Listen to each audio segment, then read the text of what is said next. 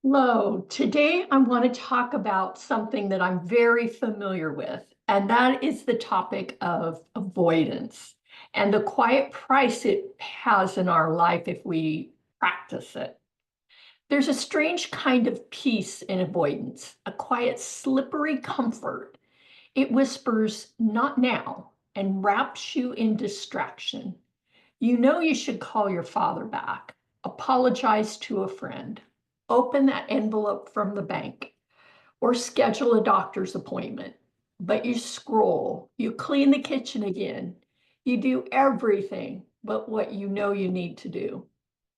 For a long time, avoidance felt to me like I had control. If I could delay discomfort, I was in charge. I could sidestep confrontation, duck beneath shame, slip past fear. I told myself I was really buying time, conserving energy, sparing myself pain. But what I didn't realize was that I was still paying. Avoidance has a cost, not just the kind that shows up right away. At its core, avoidance is a defense mechanism. It's our mind's attempt to protect us from perceived danger, emotional or psychological. We avoid because we fear pain, failure, rejection, conflict, or change. We avoid because uncertainty makes us anxious, and certainty, no matter how uncomfortable, can feel safer than the unknown. Even minor discomforts like embarrassment or admitting fault can trigger this instinct to retreat.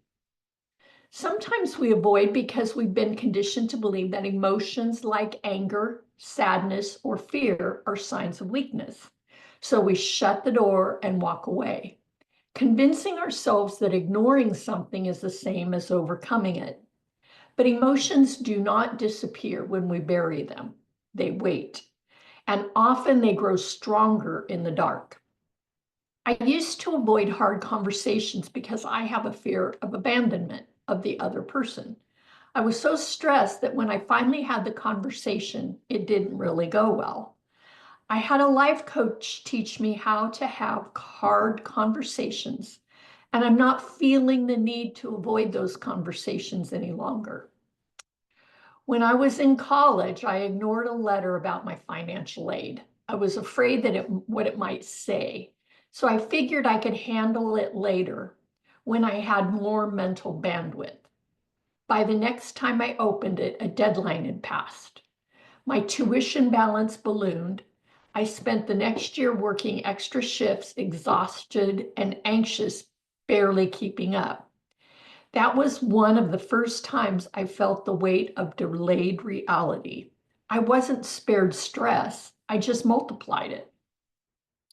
Avoidance doesn't erase what we fear, it preserves it, freezes discomfort in time, letting it grow sharp edges while we look away.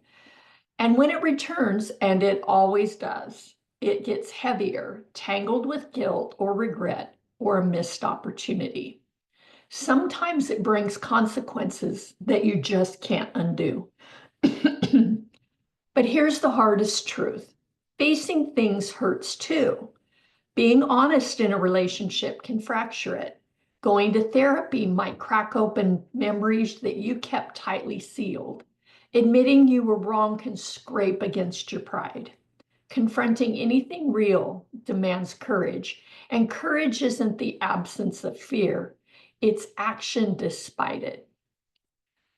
Learning to face life instead of avoiding it is a practice, one that starts with awareness. The first step is noticing your patterns. Ask yourself, what am I putting off and why? And what am I afraid might happen if I confront this? Naming the fear begins to take away its power. Next, break it down. Avoidance often thrives in overwhelm. Big problems feel too massive to tackle, so we don't start at all. But progress lives in small steps. Make the call, open the email, say one honest sentence. Courage builds with action. Compassion matters too. You won't get it right every time. You will still avoid, but avoiding your tendency to avoid only adds another layer. Give yourself grace for the times you retreat and gently guide yourself back to the truth. Lean on support.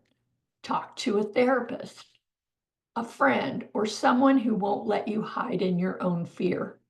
Sometimes just saying out loud what you've been avoiding is enough to start shifting your perspective. There is peace on the other side. Still, there's this strange kind of peace in facing things, a deeper one. I found that the pain of confrontation is often brief, while the pain of avoidance is chronic. When you finally have the hard conversation, or look at the bank account, or say, I need help, the ground doesn't swallow you up. Often the fear dissolves faster than you thought it would. You walk through the fire and realize it's only smoke. There are still days I avoid. We all do. We dodge vulnerability. We procrastinate decisions. We convince ourselves that numbing out is rest. But when I catch myself now, I try to ask, what is the cost of not facing this? And who do I become when I hide? Sometimes we avoid because we are not ready, and that's okay for a time. But when avoidance becomes a habit, it carves a hollow space inside of us. We miss out on growth, connection, resolution, and truth. We lose time that we can't get back. So I try to choose the pain, not because I like it, but because it passes. Because what waits on the other side is freedom, clarity, relief. And it's always worth more than the fragile comfort of pretending.